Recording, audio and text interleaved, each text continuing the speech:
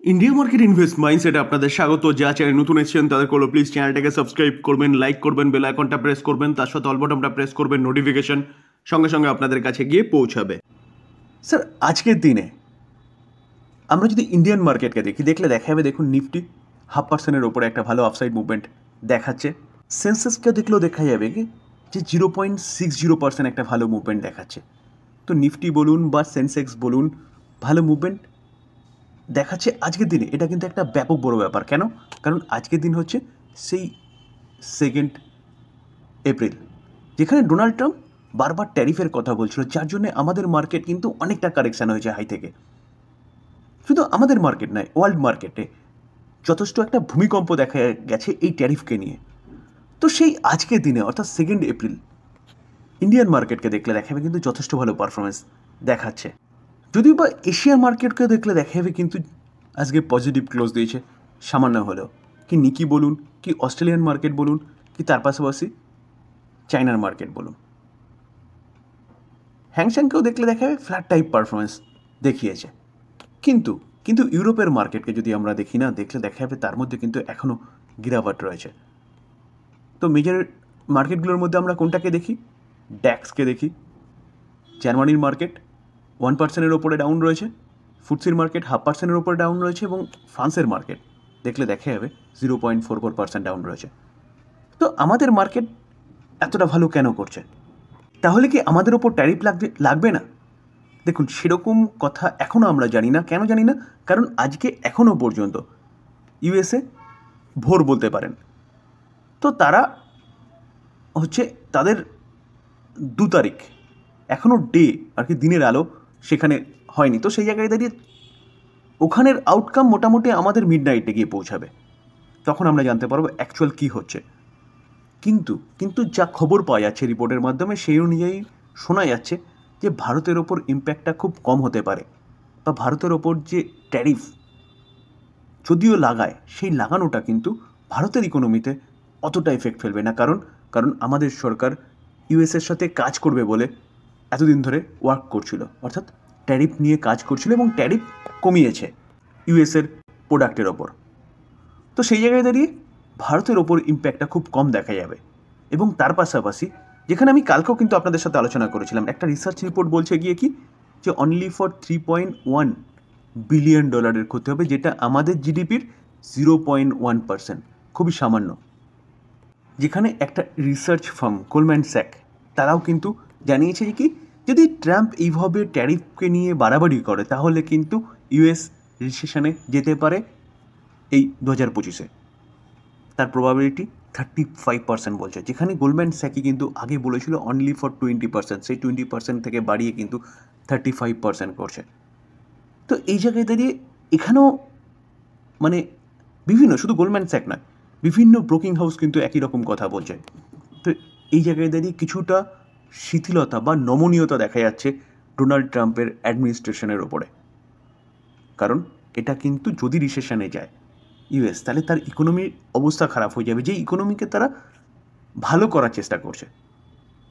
তো এই জায়গায় দাঁড়িয়ে স্যার এখান থেকেও কিন্তু একটা খবর পাওয়া যাচ্ছে যে এই ভয়ে, এই রিসেশনে যাওয়ার ভয়ে কিন্তু কিছুটা শিথিলতা দেখাচ্ছে ডোনাল্ড ট্রাম্পের অ্যাডমিনিস্ট্রেটিভ। তো এই কারণে দেখলে দেখা যাবে শুধু আমাদের নিফটি বা সেন্সেক্স নয়, তার সাথে হয়তো যেই সেক্টরগুলো কন্টিনিউয়াসলি পড়ছিল, আইটি সেক্টর, সেই আইটি ইন্ডেক্সের মধ্যেও কিন্তু একটা ভালো মুভমেন্ট, আপসাইড মুভমেন্ট আজকে লক্ষ্য করা যাচ্ছে। যেখানে আমরা ফার্মা ইন্ডেক্সকেও দেখেছিলাম যে ফার্মা ইন্ডেক্স কন্টিনিউয়াসলি পড়ছিল, কারণ ডোনাল্ড ট্রাম্প ইন্ডিভিজুয়ালি ফার্মাকেও কিন্তু টার্গেট করেছিল। তো ফার্মা ইন্ডেক্সের মধ্যে প্রায় 1%-এর কাছাকাছি একটা ভালো মুভমেন্ট দেখা যাচ্ছে। তো স্যার যেরকমটা শোনা যাচ্ছে সেরকম যদি হয়, তাহলে কিন্তু এখান থেকে নিফটি ভালো মুভমেন্ট দেখাতে পারে, আর নিচে যাওয়ার জায়গা কিন্তু অনেকটাই কম আমাদের মার্কেটের জন্য, কারণ মার্কেট অনেক কারেকশান হয়েছে, এবং মার্কেট এই যে ডোনাল্ড ট্রাম্পের ট্যারিফ না, এই ট্যারিফকে নিয়েও অনেকটা কারেকশান দেখিয়েছে। তো সেই জায়গায় দাঁড়িয়ে স্যার এখন দেখার বিষয় যে আজকে নাইটে কী আউটকাম আসে এই ট্যারিফকে নিয়ে ইন্ডিয়ার প্রতি। তার উপর আগামীকালকের মার্কেট ডিপেন্ড করছে কোন দিকে মুভমেন্ট দেখাবে। ভারত ইলেকট্রনিক বেল দেখলে দেখাবে, দেখুন আজকের দিনে বেল 3.5% মতন পড়েছে। কোনো এক সময় কিন্তু বেল 5%-এর ওপরে চলে গেছিলো ডাউন সাইডে। যেখানে সেখান থেকে কিছুটা রিকভারি হয়েছে বলতে পারেন। তো লাস্ট 5 দিনের মধ্যে লাস্ট 2 দিনে দেখলে দেখা যাবে কিন্তু প্রায় 6.5% মতন কারেকশান দেখিয়েছিল কে বা দেখিয়েছে বেল। তো বেল এরকম কারেকশান কেন দেখাচ্ছে, যেখানে কালকে কিন্তু আমি এই নিউজটা নিয়ে আপনাদের সাথে আলোচনা করেছিলাম। চলুন আরেকবার একটু দেখে নিই।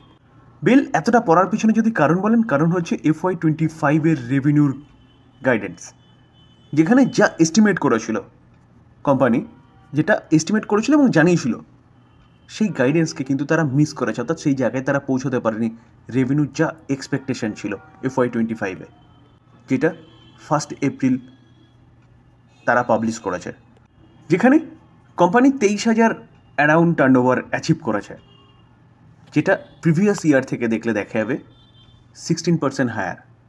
কিন্তু যা এস্টিমেট করেছিল 25,000 কারো, সেখান থেকে কিন্তু কোম্পানি অনেকটাই ডাউনফল হয়েছে। মূলত এই কারণে কিন্তু লাস্ট 2 দিন ধরে কোম্পানিটা 6% মতন কারেকশান দেখিয়েছে এবং আজকের দিনে এত ভালো মার্কেটে কোম্পানিটা 3.39% ডাউনসাইড মুভমেন্ট দেখাচ্ছে। টিভিএস মোটর, তো টিভিএস মোটরকে দেখলে দেখা যাবে, দেখুন আজকের দিনে কোম্পানিটা এখনও পর্যন্ত 2% মতন একটা ভালো আপসাইড মুভমেন্ট দেখা যায়, যেখানে আর্লি মর্নিংয়ে কোম্পানিটা কিন্তু 3%-এর ওপরে চলে গেছিলো। তো টিভিএস মোটর এতটা ভালো মুভমেন্ট দেখানোর পিছনে কারণ কি, যেখানে কোনো মাস শেষ হওয়া মানে সেই মাসের কিন্তু আঁকড়া প্রেজেন্ট করে অটো সেক্টরের কোম্পানিগুলো। তো টিভিএস মোটর বলছে আজকে 3% বাড়ার পিছনে কারণ হচ্ছে সেলস হিট রেকর্ড হাই, অর্থাৎ FY25 মার্চের সেলস অনেক ভালো করেছে কোম্পানিটা। বলছে টোটাল সেগমেন্টের মধ্যে কিন্তু স্ট্রং গ্রোথ দেখিয়েছে এই কোম্পানিটা। বলছে best ever annual sales of 4.74 million unit, 13% jump করেছে ফ্রম প্রিভিয়াস ইয়ার। তো প্রিভিয়াস ইয়ার থেকে কিন্তু এই কোম্পানিটা 13% জাম্প করেছে, যেখানে রেজাল্ট যথেষ্ট ভালো করেছে। যেখানে শুধু মার্চ মাসে দেখলে দেখা যাবে, মার্চ 2025 সেলস 17% বেড়েছে ইয়ার অন ইয়ার বেসিস। আর ইভি সেগমেন্টে, ইলেকট্রিক ভেহিকেল সেগমেন্টে কোম্পানিটার বিজনেস যথেষ্ট ভালো হয়েছে, posting impressive 77% growth in March মাসে 26,935টা ইউনিট তারা কিন্তু সেল করেছে। তো ভালো পারফরমেন্স দেখিয়েছে বলে কিন্তু আজকে মার্কেট সেলিব্রেট করছে এবং কোম্পানিটা এতটা ভালো মুভমেন্ট দেখাচ্ছে। তবে ডিসক্লেমার দিয়ে রাখি স্যার, এই ভিডিওতে যে কোম্পানিগুলো নিয়ে আলোচনা করলাম সেই সব কোম্পানিগুলোর সম্বন্ধে নিউজ পাওয়া যাচ্ছে, সেগুলো আপনাদের সামনে তুলে ধরার চেষ্টা করলাম। টোটালটাই লার্নিং পারপাস, এটাকে প্লিজ কেউ বাই রেকমেন্ডেশন হিসেবে নেবেন না। বাই করার আগে নিজে ফার্দার অ্যানালাইসিস করবেন, তারপরে বাই করবেন, বা আপনি আপনার ফাইন্যান্সিয়াল অ্যাডভাইজারের সাথে কথা বলে নিয়ে তারপর বাই করবেন। থ্যাংক ইউ, ভালো থাকবেন।